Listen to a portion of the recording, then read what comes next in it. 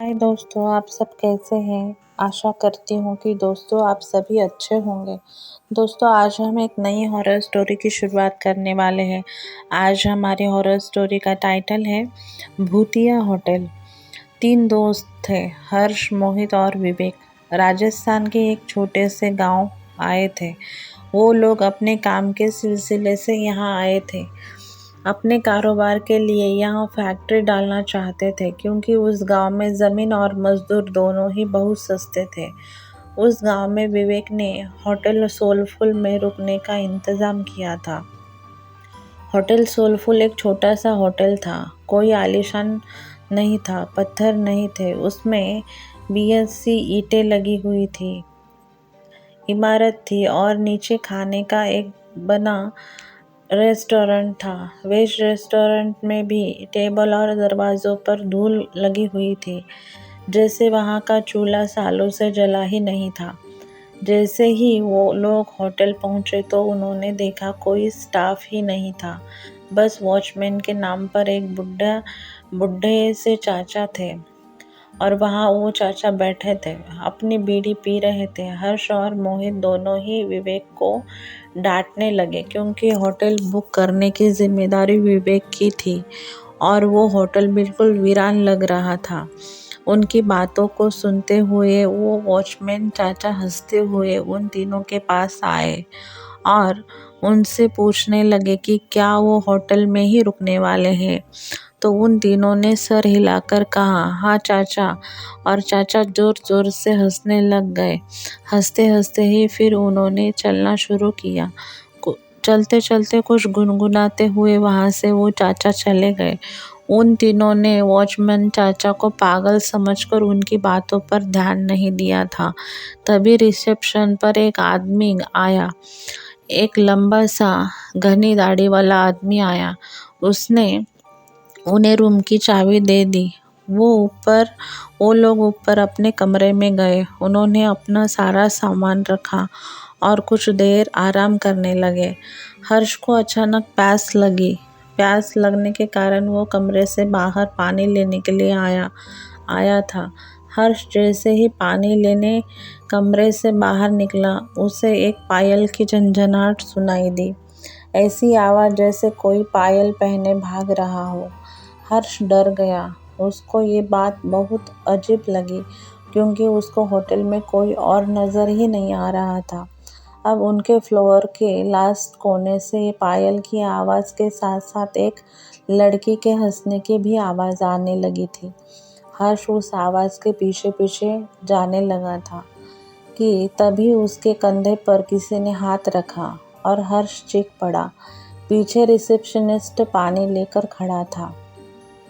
हर्ष ने अपनी बौखलाहट में उसने उस रिसेप्शनिस्ट को डांट दिया और पानी लेकर वापस अपने कमरे में चला गया। देर रात मोहित होटल की बालकनी में खड़ा अपनी गर्लफ्रेंड के साथ बात कर रहा था। उस बालकनी से हाईवे का रास्ता साफ दिखाई दे रहा था। अचानक उस रास्ते पर एक एक्सीडेंट होता हुआ दिखा। मोहित चौंक गया। वो जैसे ही वो नीचे दौड़ने लगा कि जैसे तैसे ही मुड़ा तो उसके पीछे से सफ़ेद कपड़ों में एक बूढ़ा आदमी खड़ा था। उस आदमी की लंबी सी सफ़ेद दाढ़ी और चेहरे पर ढेर सारी झुर्रियाँ थी। मोहित उस आदमी को देखकर घबरा गया था क्योंकि वो आदमी सिर्फ हाईवे की तरफ देखकर मुस्कुरा रहा था। उसे मोहित को देखा और हंसते हुए अपना हंसना बंद कर दिया और वो आदमी जैसे ही मोहित की ओर चला तो मोहित डरकर अपने कमरे में आ गया। कमरे में आकर जब मोहित ने खिड़की से जब हाईवे पर देखा तो वहाँ कोई एक्सीडेंट नहीं हुआ था। अगले दिन तीनों फैक्ट्री की साइट देखने निकले, लेकिन गाड़ी शुरू होकर थोड़ा आगे ही बढ़ी थी तभी गाड़ी अचानक बंद हो गई। गाड़ी बंद होने के कारण साइट पर जाने के लिए कोई और सवारी भी नहीं थी। तो उन तीनों ने रिसेप्शनिस्ट को कॉल करके पूछा तो उसके कहने पर एक मैकेनिक को बुलाया। 3 घंटे बाद जब वो मैकेनिक आया तो उसने गाड़ी को थोड़ी देर तक देखने के बाद गाड़ी को वर्कशॉप पर ले जाना पड़ेगा ऐसा बोला। वो तीनों मैकेनिक के साथ ही उसकी गाड़ी में चले गए और साइट पर उतर गए। साइट देखते देखते शाम हो गई थी। उनको मैकेनिक का कॉल आया कि उनकी गाड़ी पूरी तरह से बिगड़ चुकी है और वो कब तक बनेगी कहा नहीं जा सकता।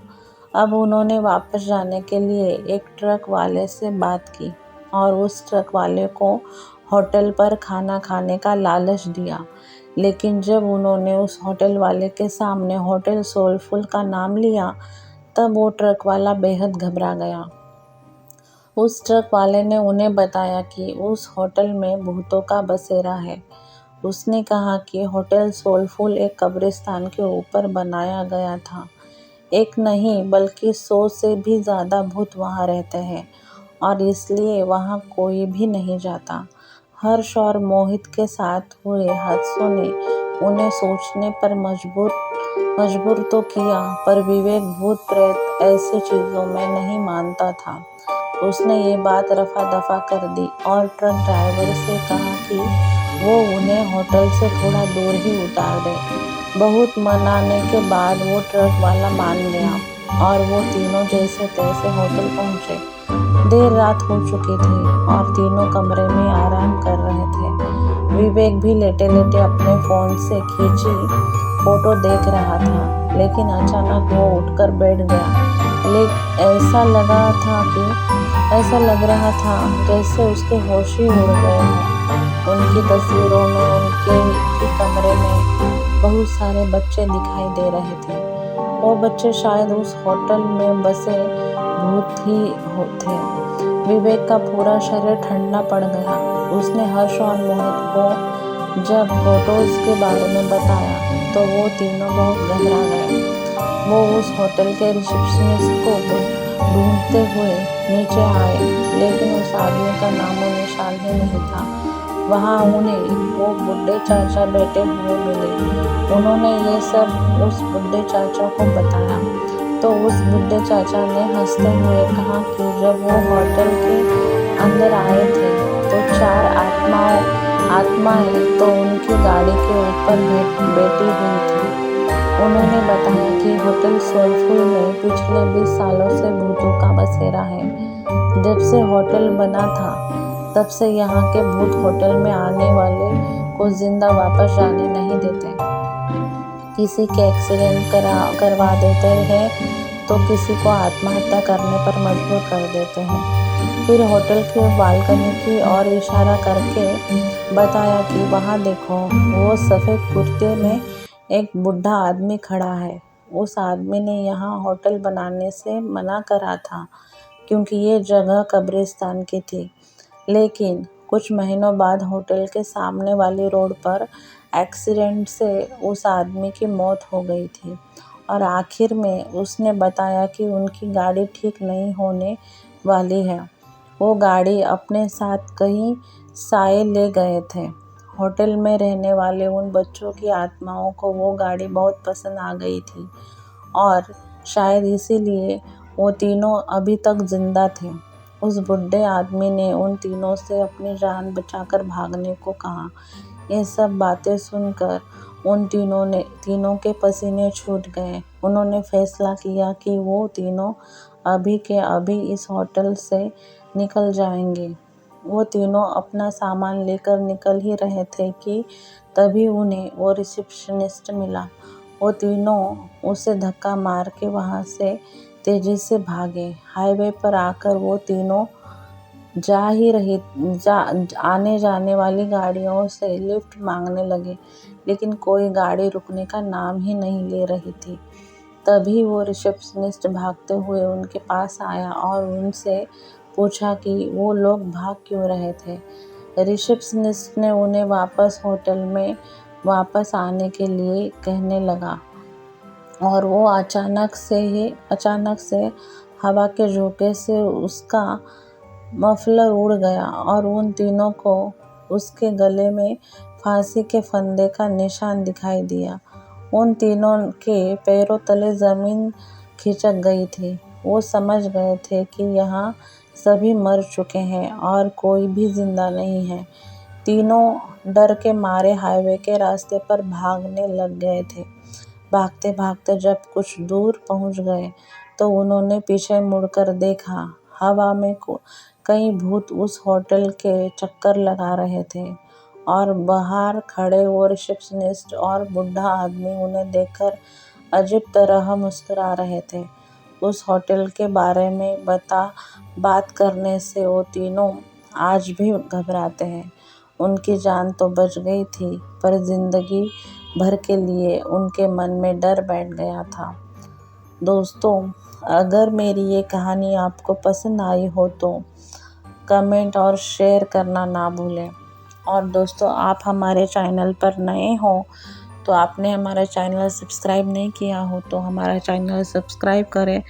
हम आपके लिए ऐसे ही नई नई कहानियाँ आपको सुनाते रहेंगे। तो फिर कल मिलते हैं एक और नई कहानी में। धन्यवाद दोस्तों। बाय। अपना ख्याल रखना।